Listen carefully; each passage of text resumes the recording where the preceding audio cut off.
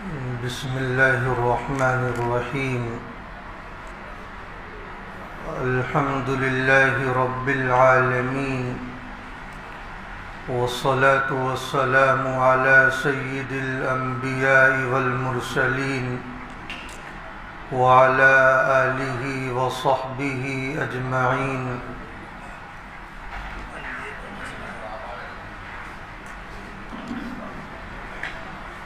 اما بعد فاعوذ باللہ من الشیطان الرجیم. بسم اللہ الرحمن الرحیم. ان الصلاة كانت على المؤمنین کتابا موقوتا. وقال النبی صلی اللہ علیہ وسلم الصلاة عمود الدین.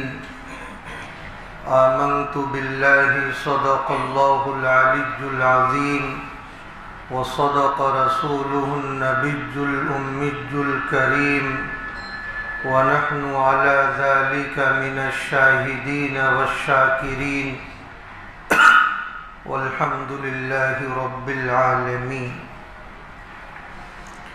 بزرگان محترم اور عزیز ساتھیوں،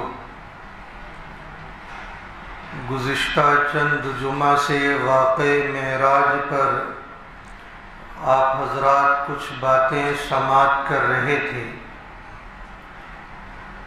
جس میں خاص طور پر یہ بات آئی تھی کہ واقع معراج کا جو سب سے عظیم تحفہ امت محمدیہ کو عطا کیا گیا وہ نماز پنجگانہ کا تحفہ ہے. آج اسی مناسبت سے مستقل نماز کی اہمیت اور اس کی عظمت پر خطاب ہوگا. اللہ رب العزت نے قرآن کریم میں ارشاد فرمایا قل لعبادی الذین آمنوا یقیموا الصلاة، کہ نبی صلی اللہ علیہ وسلم میرے ان بندوں سے جا کر کہہ دیجئے جو ایمان والے ہیں کہ وہ نماز کو قائم کریں.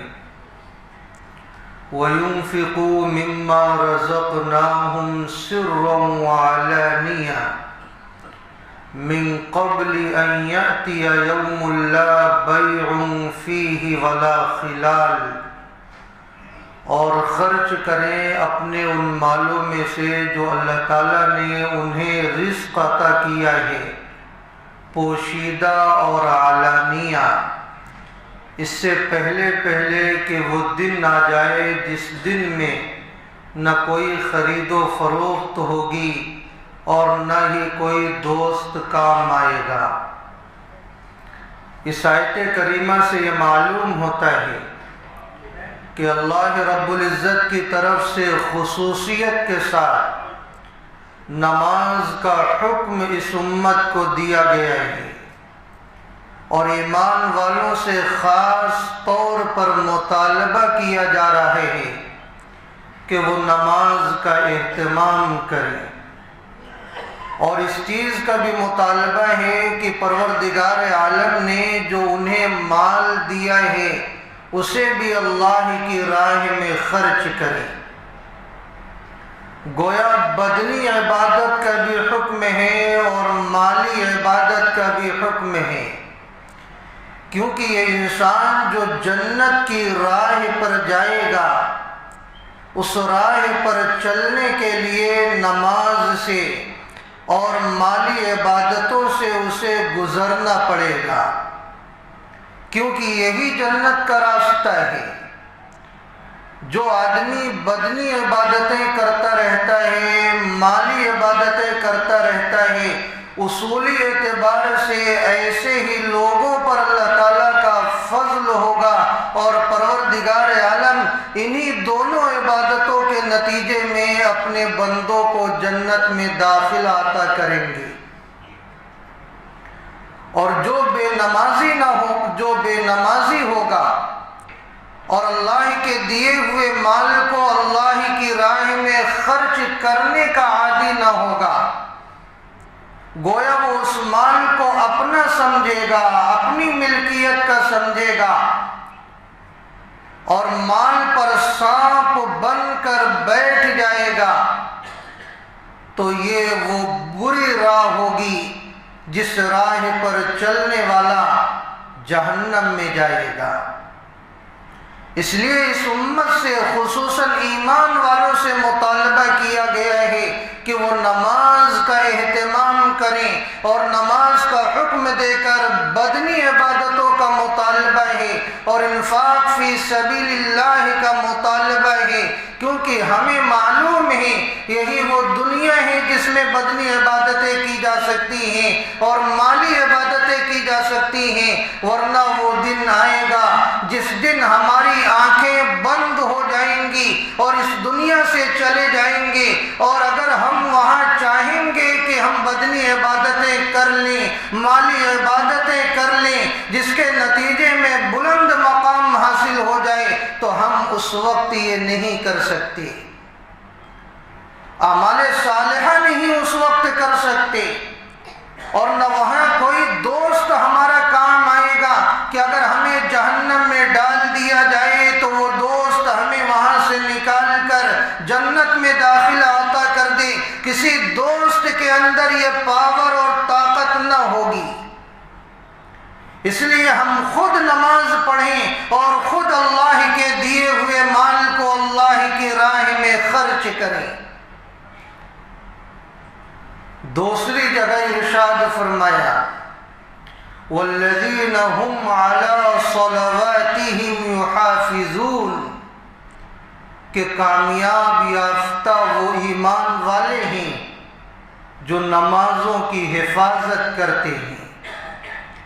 نمازوں کی حفاظت نماز پڑھنے سے ہوتی ہے، نمازوں کی حفاظت نماز اوقات میں پڑھنے سے ہوتی ہے، کیونکہ اللہ تعالیٰ نے جو نمازوں کو فرض کیا ہے یہ اوقات کے ساتھ مشروط ہے، اس لیے فجر کی نماز کو فجر کے وقت میں پڑھنا چاہیے، ظہر کی نماز کو ظہر کے وقت میں پڑھنا چاہیے، عصر کی نماز کو عصر کے وقت میں پڑھنا چاہیے، مغرب کی نماز کو مغرب کے وقت میں پڑھنا چاہیے، اور عشاء کی نماز کو عشاء کے وقت میں پڑھنا چاہیے۔ اوقات کے ساتھ یہ مشروط ہے، اور اوقات کے ساتھ نماز پڑھنا یہ نماز کی حفاظت کرنا ہے۔ عورتیں اس سلسلے میں زیادہ غافل ہوتی ہیں، نماز کا وقت نکلتا رہتا ہے اور وہ سوچتی ہیں کہ ابھی پڑھ لیں گی، ابھی پڑھ لیں گی، معلوم یہ ہوتا ہے کہ فجر کی نماز کا وقت ہے، لیکن وہ غفلت کی وجہ سے اوقات ٹالتے ٹالتے فجر کی نماز کا وقت نکل جاتا ہے اور پھر اس کی قضا کرتی ہیں۔ اسی طرح ظہر کا وقت نکل جاتا ہے، تب جا کر ظہر کی نماز ادا کرتی ہیں۔ عورتوں میں یہ غفلتیں زیادہ ہیں، اس لیے یہ عادت ڈالنی چاہیے کہ نماز کو وقت پر ادا کریں، چاہے مرد ہوں یا عورتیں ہوں۔ ہاں مجبوری کی وجہ سے قضا ہو جائے تو قضا پڑھ لیا کریں، لیکن عمومی اعتبار سے عادت یہ ڈالیں کہ نماز کو اس کے اوقات میں پڑھیں۔ اور اسی طرح جماعت کے ساتھ نماز ادا کرنا بھی نماز کی حفاظت کرنا ہے۔ ابھی آگے اس پر میں مستقل کچھ باتیں کروں گا۔ تیسری آیت کریمہ ارشاد فرمایا ان الصلاۃ تنہی عن الفحشاء والمنکر، کہ بے شک نماز انسان کو بے حیائی اور برے کاموں سے روکتی ہے۔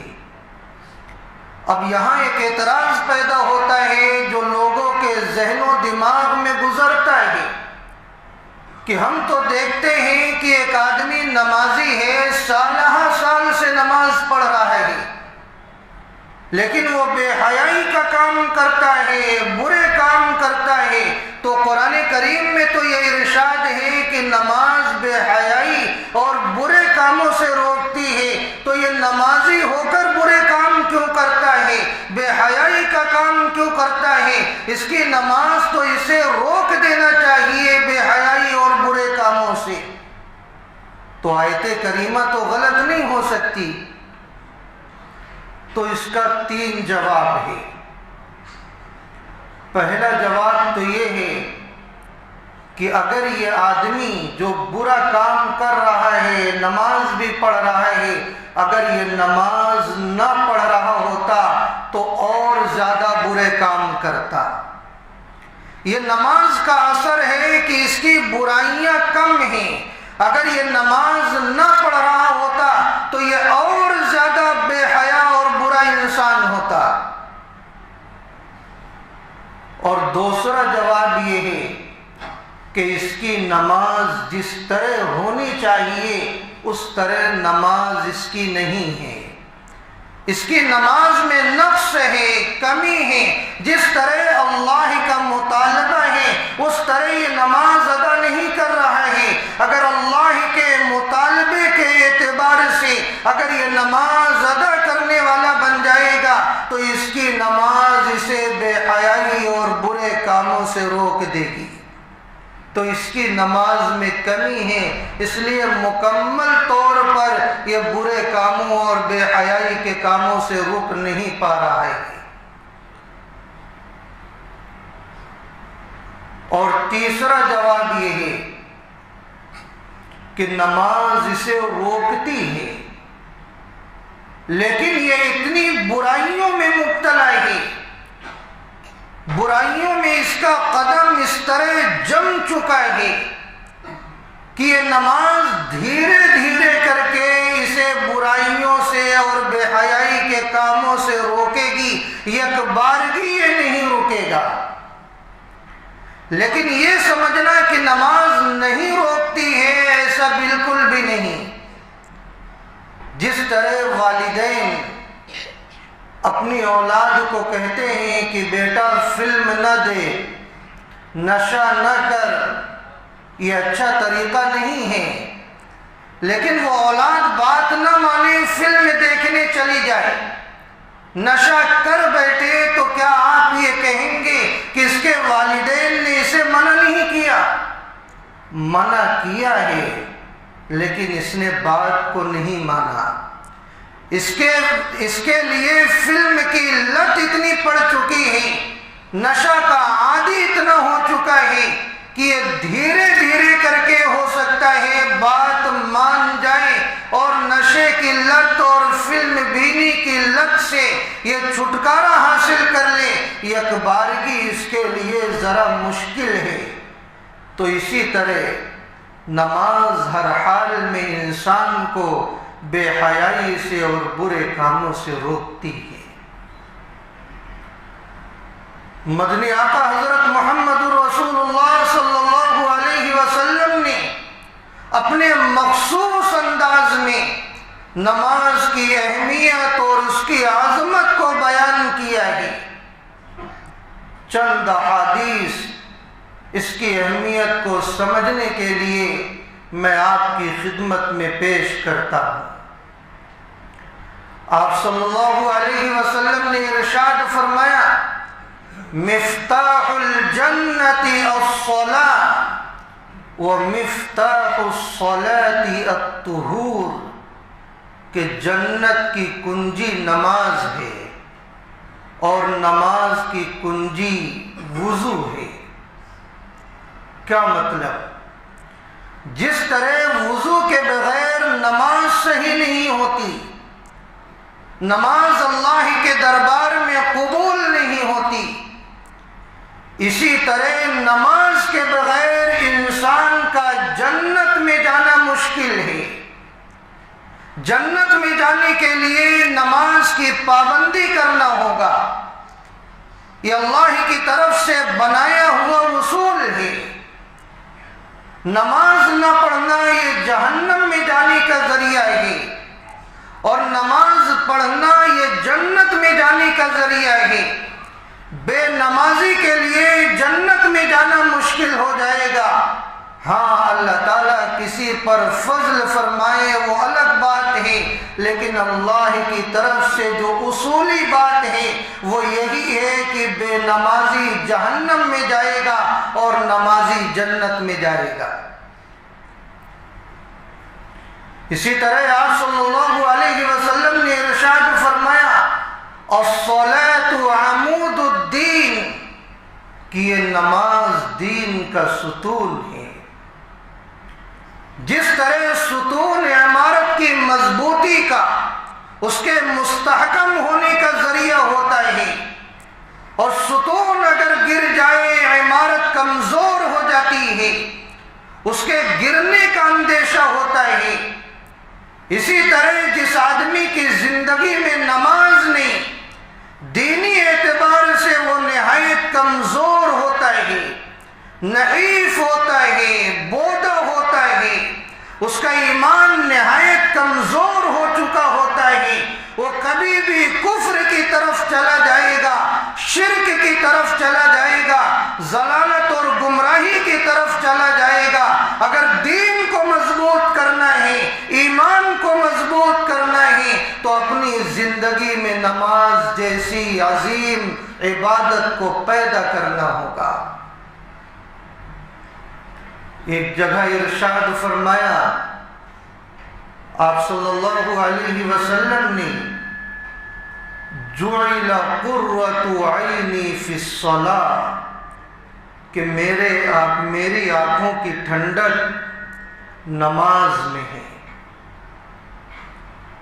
میری آنکھوں کی ٹھنڈک نماز میں ہے، اور اس کا مشاہدہ آپ خود کر سکیں گے۔ جو آدمی اخلاص کے ساتھ نماز پڑھتا ہے اسے تجربہ ہے کہ جب وہ نماز پڑھتا ہے تو اس کے دل و دماغ میں سکون پیدا ہوتا ہے، اس کی آنکھوں میں ٹھنڈک پیدا ہوتی ہے، اس کے دلوں میں قرار پیدا ہوتا ہے، اس کی بے چینی دور ہوتی ہوئی محسوس ہوتی ہے۔ اور جو آدمی نماز نہیں پڑھتا ہے اس کا دل بے قرار ہوتا ہے، بے چین ہوتا ہے، وہ پریشان حال ہوتا ہے، اس کے دماغ کو سکون نہیں ہوتا ہے۔ تو نمازی اس کا تجربہ بخوبی کرتے رہتے ہیں کہ واقعی جو نماز ہے وہ دلوں کے سکون کا ذریعہ ہے، آنکھوں کی ٹھنڈک کا ذریعہ ہے۔ حضرت علی رضی اللہ عنہ سے ایک روایت مروی ہے، وہ فرماتے ہیں کان آخر کلام رسول اللہ صلی اللہ علیہ وسلم الصلاۃ اتقوا اللہ فیما ملکت ایمانکم۔ جب کوئی آدمی دنیا سے جانے والا ہوتا ہے تو وہ اپنی اولاد کو اہم وصیتیں کرتا ہے، اور آخری وقت کی جو نصیحتیں ہوتی ہیں وہ بہت جامع ہوتی ہیں۔ اللہ کے رسول صلی اللہ علیہ وسلم اس امت کے خیر خواہ تھے، اور آپ کی خیر خواہی کے بارے میں اگر پتہ لگانا ہو تو آپ کی سیرت آپ پڑھیں کہ اس امت کے لیے آپ نے کتنے مجاہدات کیے ہیں، آپ کے دل میں اس امت کے تعلق سے کیسی فکریں تھیں، کیسا درد تھا، کیسی تڑپ تھی، اور اسی امت کی فکروں کے نتیجے میں آپ کو کتنا ستایا گیا ہے، کتنے سنگلاپ کن وادیوں سے گزارا گیا ہے، اور آپ کو اتنا ستایا گیا ہے کہ کسی اور کو نہیں ستایا گیا۔ اب آپ صلی اللہ علیہ وسلم اس دنیا سے جا رہے ہیں، آپ نے اس امت کو وصیتیں فرمائی، نصیحتیں فرمائی، اپنے آخری اوقات میں آپ اندازہ لگا سکتے ہیں یہ نصیحتیں کتنی جامع ہوں گی اور کتنی ضروری ہوں گی۔ جاتے جاتے اس امت کو جو آپ نے وصیت کی وہ وصیت یہ تھی، ارشاد فرمایا الصلاۃ الصلاۃ، نماز کو قائم کرنا، نماز کو قائم کرنا، اور ارشاد فرمایا اتقوا اللہ فیما ملکت ایمانکم، تمہارے ماتحت جو لوگ ہوں گے تم ان کے سلسلے میں اللہ سے ڈرنا۔ یعنی دنیا کے اندر سببی اعتبار سے اگر اللہ نے تمہیں مالک بنایا، تمہیں ذمہ دار بنایا، چاہے کوئی گھر کا ذمہ دار ہو، چاہے کوئی مسجد کا ذمہ دار ہو، چاہے کوئی کارخانے کا ذمہ دار ہو، جو بھی آدمی ذمہ دار ہیں، اللہ کے رسول صلی اللہ علیہ وسلم نے اپنے آخری اوقات میں ان لوگوں کو نصیحتیں فرمائی کہ اللہ سے اپنے ماتحتوں کے سلسلے میں ڈرنا۔ یعنی تمہارے جو خادم ہیں، تمہارے جو نوکر ہیں، تمہاری ماتحتی میں رہنے والے جو افراد ہیں، ان کے سلسلے میں اللہ سے ڈرنا، ان پر ظلم نہ کرنا۔ تو نماز کی بھی آپ نے وصیت کی، یہ نماز کی اہمیت کو بتلاتا ہے کہ نماز کی اہمیت اللہ تعالیٰ کی نگاہ میں کتنی ضروری ہے اور کتنی زیادہ ہے۔ الصلاۃ الصلاۃ، اور آپ صلی اللہ علیہ وسلم نے ارشاد فرمایا اول ما یحاسب بہ العبد یوم القیامہ الصلاۃ، کہ قیامت کے دن سب سے پہلے بدنی عبادتوں میں جس چیز کا حساب لیا جائے گا وہ نماز ہے۔ نماز کے بارے میں پوچھا جائے گا سب سے پہلے کہ تم نے نمازوں کا اہتمام کیا تھا یا نہیں کیا تھا۔ ارشاد فرمایا فَإِن صَلُحَتْ صَلُحَ سَائِرُ عَمَلِهِ وَإِن فَسَدَتْ فَسَدَ سَائِرُ عَمَلِهِ، اگر نماز اچھی نکلے گی تو سارے اعمال اچھے نکلیں گے، اور اگر نماز خراب ہو گئی تو سارے اعمال خراب ہو جائیں گے۔ تو آج جو لوگ نماز نہیں پڑھتے وہ اندازہ لگائیں کہ جب ان سے اللہ تعالیٰ پوچھے گا نمازوں کے بارے میں وہ اللہ کو کیا جواب دیں گے۔ سب سے پہلا حساب و کتاب نماز کے بارے میں لیا جائے گا۔ اور ارشاد فرمایا آپ صلی اللہ علیہ وسلم نے من حافظ علی ہؤلاء الصلوات المکتوبات لم یکتب من الغافلین، کہ جس شخص نے ان 5 نمازوں کی حفاظت کی تو اللہ تعالیٰ انہیں غافلین میں نہیں لکھے گا۔ اب ظاہر سی بات ہے جو بندے غافلین میں ہوں گے وہ بدقسمت بندے ہوں گے، اور جو بندے غافلین میں نہیں ہوں گے وہ خوش قسمت بندے ہوں گے۔ تو ایسے بندے جو نماز پنجگانے کا اہتمام کرنے والے ہیں وہ غافلین میں شمار نہیں ہوں گے۔ ایک جگہ ارشاد فرمایا کہ جو شخص نماز کا اہتمام کرتا ہے یہ نماز اس کے لیے قیامت کے دن نور ہوگی، اس کے ایماندار ہونے کی دلیل ہوگی۔ یعنی یہ نماز بتلائے گی کہ یہ بندہ ایمان والا ہے، اور یہ نماز اس بندے کے لیے اللہ کے عذاب سے نجات کا، برات کا ذریعہ ہوگی۔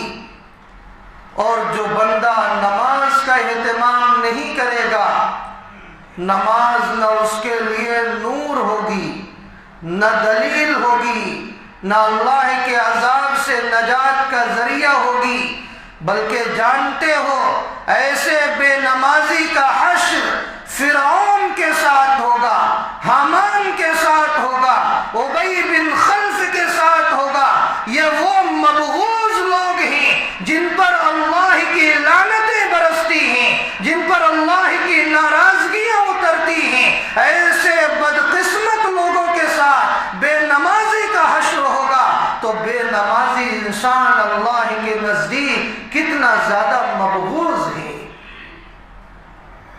آپ صلی اللہ علیہ وسلم نے ارشاد فرمایا بین الرجل وبین الشرک والکفر ترک الصلاۃ، کہ آدمی کے ایمان اور آدمی کے کفر اور شرک کے درمیان جو فرق ہے وہ نماز کا چھوڑنا ہے۔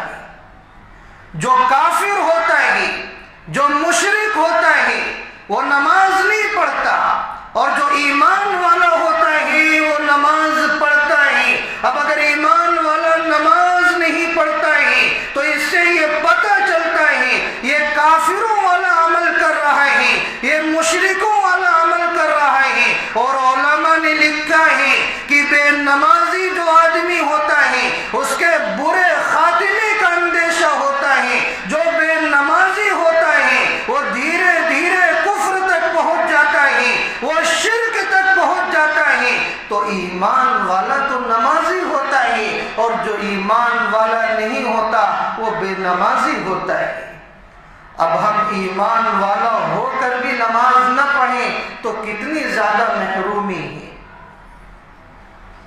آپ صلی اللہ علیہ وسلم نے ارشاد فرمایا من ترک الصلاۃ لقی اللہ وهو علیہ غضبان، کہ جو شخص نماز چھوڑتا ہے وہ اللہ سے اس حال میں ملاقات کرے گا کہ اللہ تعالیٰ اس سے ناراض ہوں گے۔ کیا ہم میں سے کوئی یہ چاہتا ہے کہ جب ہم اللہ کے دربار میں پہنچیں اور اللہ تعالیٰ سے ملاقات ہو تو اللہ تعالیٰ ہم سے ناراض ہو؟ اس سے زیادہ محروم اور بدقسمت انسان کون ہوگا کہ وہ اللہ سے ملاقات کر رہا ہے اور اللہ تعالیٰ اس سے ناراض ہیں؟ میرے بھائی، اگر ہم چاہتے ہیں کہ اللہ تعالیٰ ہم سے خوش ہو جائے جب ہماری ملاقات ہو تو ہمیں نماز پڑھنا ہوگا۔ اور آپ صلی اللہ علیہ وسلم نے ارشاد فرمایا من فاتتہ الصلاۃ فکأنما وطر اہلہ ومالہ، کہ جس شخص کی ایک نماز چھوٹ جائے تو گویا کہ اس کے گھر والے اور اس کے جو مال و متاع ہیں وہ سب کے سب چھین لیے گئے۔ کیا مطلب؟ ایک آدمی جس کے گھر کے لوگ، اس کی اولادیں، اس کے والدین، اس کے بہن اور بھائی کو ضائع کر دیا جائے، کوئی گرفتار کر لے، کوئی چھین لے اور اس کا سارا مال و متاع لوٹ لیا گیا ہو، آپ اندازہ لگائیں اس شخص کو کیسا غم ہوگا، اس شخص کو کیسا درد ہوگا۔ ایک ایمان والے کو یہی درد ہونا چاہیے جب اس کی ایک نماز فوت ہو جائے، لیکن ہم ذرا تصور کریں اور اپنے دلوں کا جائزہ لیں کہ ہماری نمازیں فوت ہوتی ہیں، کیا ایسا درد ہم محسوس کرتے ہیں؟ ہرگز نہیں۔ ایسا درد ایمان والے کو ہونا چاہیے۔ میرے بھائی، نماز بھی پڑھیں اور نماز با جماعت پڑھیں۔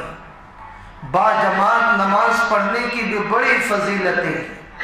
آپ صلی اللہ علیہ وسلم نے ارشاد فرمایا صلاۃ الجماعت افضل من صلاۃ الفرد ب27 درجہ، کہ با جماعت نماز کی فضیلت تنہا نماز پڑھنے کے مقابلے میں 27 گنا زیادہ ہے۔ ادھر کی آواز زیادہ ہے، ادھر کی آواز کم ہے، ادھر توجہ نہ دے، جن کا موبائل ہے وہ بند کر دے، ادھر توجہ دے۔ تو با جماعت نماز کی جو فضیلت ہے وہ تنہا نماز پڑھنے کے مقابلے میں 27 گنا زیادہ ہے۔ اب جس آدمی کے دل میں نماز کی اہمیت ہوگی تو وہ باجماعت نماز ادا کرے گا تاکہ 27 گنا زیادہ اسے ثواب مل سکے۔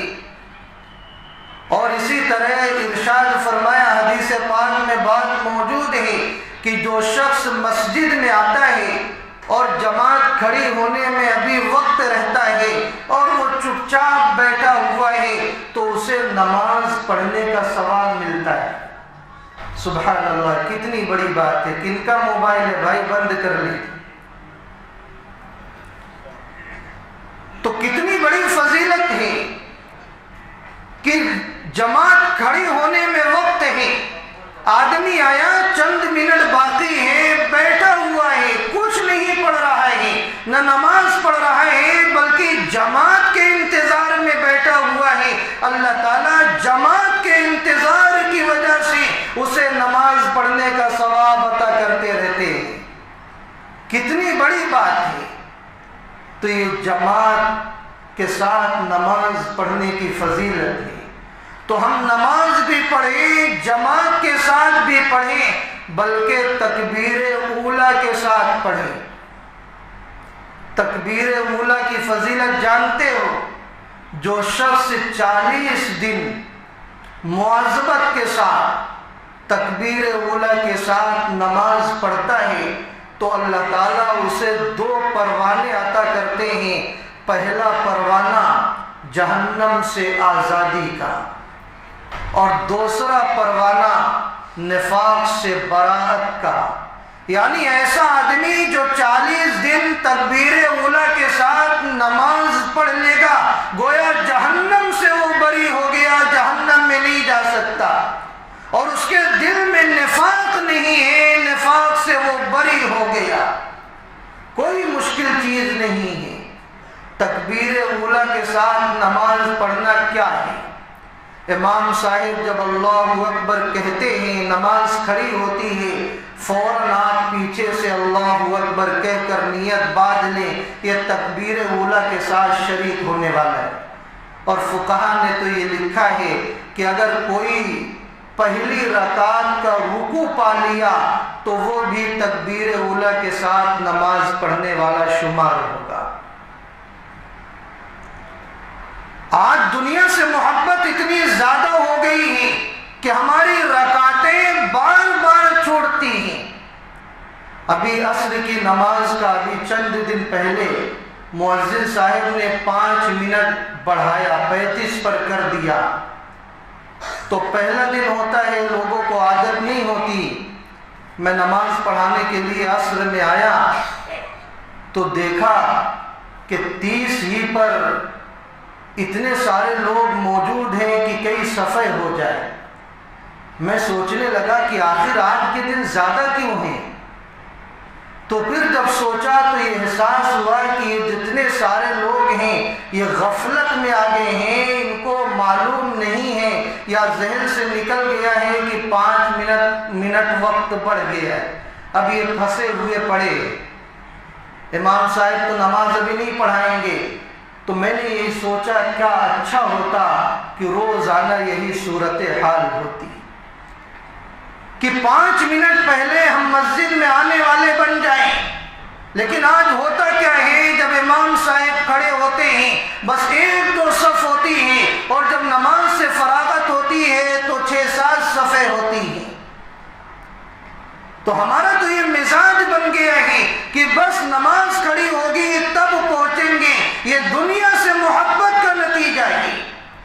بہت سارے اللہ والے ہیں جنہیں اللہ تعالیٰ توفیق دیتے ہیں، وہ 10-15 منٹ پہلے مسجد میں حاضر ہو جاتے ہیں۔ الغرض تکبیر اولیٰ کے ساتھ نماز پڑھنے کی کوشش کریں اور سنت و نوافل کا اہتمام کریں۔ یہ سنن و نوافل معمولی نہیں، ہمیں معلوم ہے کہ ہم فرض نمازیں پڑھتے ہیں اور ان فرض نمازوں میں کمیاں ہوتی ہیں، کوتاہیاں ہوتی ہیں۔ یہ سنن و نوافل کے ذریعے اللہ تعالیٰ ان کوتاہیوں کی تلافی فرمائیں گے۔ فرض نمازوں میں جو کوتاہیاں ہیں وہ نفل نمازوں کے ذریعے پوری کی جائیں گی۔ زکوٰۃ کی جو کوتاہیاں ہیں وہ نفلی صدقات کے ذریعے پوری کی جائیں گی، اور حج جو فرض ہے اس کی جو کوتاہیاں ہیں وہ نفلی حج کے ذریعے پوری کی جائیں گی، اور جو روزہ رمضان کا فرض ہے اس کی جو کوتاہیاں ہیں وہ نفلی روزوں کے ذریعے پوری کی جائیں گی، اس لیے نفلی بھی عبادتوں کا ہم اہتمام کرنے والے بنیں۔ آج ہمارا کیا حال ہے؟ ہم جمعہ کے نمازی بن گئے اور فخر کے ساتھ یہ کہتے ہیں میں تو بس جمعہ کا نمازی ہوں، جمعہ میں حاضر ہوتا۔ میرے بھائی یہ عیسائیوں کا طریقہ ہے، عیسائی اتوار کے دن عبادت گاہوں میں چلے جاتے ہیں، بلکہ اب امریکہ اور یورپ میں تو اتوار کا بھی دن خالی ہوتا ہے، ہفتے میں ایک دن بھی لوگ عبادت گاہوں میں نہیں جاتے۔ یہ اسلام کا امتیاز ہے کہ اللہ نے شب و روز میں 5 نمازیں ہم پر فرض کی ہیں اور ہر دن اللہ کی طرف سے مطالبہ ہے۔ اگر ہم جمعہ کو صرف حاضر ہوتے ہیں، یہ غیروں کا طریقہ ہے، یہ اسلام کا طریقہ نہیں ہے، اور ہمیں معلوم ہے کہ اسلام کی باتوں کو ماننے میں کامیابی ہے۔ لہذا اگر ہم اسلام پر چلنا چاہتے ہیں، اس کے اصولوں پر عمل کرنا چاہتے ہیں، تو روزانہ ہم نماز پنجگانہ کا اہتمام کریں، جمعہ کے نمازی نہ بنیں۔ حضرت عمر فاروق رضی اللہ عنہ ہیں، آدھی دنیا سے زیادہ پر حکومت ہے، وہ اپنے گورنروں میں سے ہر گورنر کو یہ خط لکھتے ہیں، اس خط میں یہ لکھا ہوتا ہے ان اہم امرکم عندی الصلاۃ، کہ تمہارے کاموں میں میرے نزدیک سب سے زیادہ اہمیت اگر کسی کام کی ہے تو وہ نماز کی ہے۔ فمن حفظها وحافظ علیها حفظ دینہ، کہ جس شخص نے نماز کی حفاظت کی اور اسی حفاظت پر قائم رہا، اس نے اپنے دین کی حفاظت کی۔ ومن ضیعها فهو لما سواها اضیع، اور جس شخص نے نماز کو ضائع کر دیا وہ گویا دیگر کاموں کو زیادہ ضائع کرنے والا ہوگا۔ تو نماز کی اہمیت کو سمجھیں اور نماز چھوڑنے کی سنگینی کو اپنے دلوں میں بسائیں، اور یہ ارادہ کریں کہ انشاءاللہ نماز کو وقت پر پڑھیں گے، باجماعت پڑھیں گے، تکبیر اولیٰ کے اہتمام کے ساتھ پڑھیں گے، سنن و نوافل کا اہتمام کریں گے، اور اپنے بچوں کو بھی نماز کی تلقین کریں گے۔ آپ صلی اللہ علیہ وسلم نے ارشاد فرمایا کہ جب بچہ 7 سال کا ہو جائے تو بچوں کو نماز کا حکم دو، اور جب بچہ 10 سال کا ہو جائے اور نماز نہ پڑھے تو اس بچے کو ہلکی مار مارو، ایسی مار کی جس سے نشان نہ آئے۔ آج کون اس کا اہتمام کرتا ہے؟ بچہ موبائل مانگے موبائل آ جائے گا، بچہ کوئی چیز مانگے آ جائے گا، لیکن 7 سال سے بچوں کو نمازوں کی عادت ڈالنا، بچوں کو تلقین کرنا، یہ ہمارے معاشرے سے ختم ہوتا جا رہا ہے۔ بچوں کو نماز کا حکم دیں اور 10 سال میں تھوڑی سختی بڑھائیں، کیونکہ جب بچہ بالغ ہو جائے گا تو اس پر نماز فرض ہو جائے گی، اب نہیں پڑھے گا تو بہت بڑا گنہگار ہوگا اور اللہ کا مبغوض بندہ ہوگا۔ اس لیے پہلے سے عادت ڈالیں تاکہ آپ کا بچہ بڑا ہو کر اللہ کا محبوب بنے۔ آج ہماری مسجدیں بھی بچوں سے خالی ہیں۔ ایک مسئلہ سنیں، ایسے چھوٹے بچے جو بہت زیادہ چھوٹے ہیں، جنہیں پاکی ناپاکی کا کوئی خیال نہیں، جنہیں مسجد اور مسجد کے علاوہ جگہوں میں کوئی فرق معلوم نہیں، وہ مسجد میں آ کر پیشاب کر سکتے ہیں، حد سے زیادہ شور و شغب کر سکتے ہیں، ناپاکی مسجد میں لا سکتے ہیں۔ ایسے چھوٹے اور کمسن بچوں کو مسجد میں نہ لایا جائے، لیکن ایسے بچے جو 7 سال یا اس سے اوپر ہیں، باشعور ہیں، اچھے بری باتوں کو وہ سمجھ سکتے ہیں، انہیں معلوم ہے کہ مسجد میں گندگی نہیں کرنی چاہیے، انہیں سمجھایا جائے کہ بیٹا بات نہیں کرتے تو وہ سمجھ جاتے ہیں، ایسے بچوں کو گھر ہی سے سمجھا کر اپنے ساتھ مسجد میں لایا جائے۔ آپ صلی اللہ علیہ وسلم کے زمانے میں بچوں کی صفیں لگتی تھیں، آج ہماری مسجدیں بچوں سے خالی ہیں۔ بچوں کو لانے کا اہتمام کریں اور بچوں کی مستقل صفیں ہوں، بچوں کو عادت ڈالی جائے۔ مجھے امید ہے کہ انشاءاللہ ہم ان باتوں پر عمل کریں گے۔ اللہ تعالی ہم تمام لوگوں کو نماز پنجگانہ خصوصیت کے ساتھ ادا کرنے کی توفیق عطا فرمائے، آمین۔ وآخر دعوانا ان الحمد للہ رب العالمین۔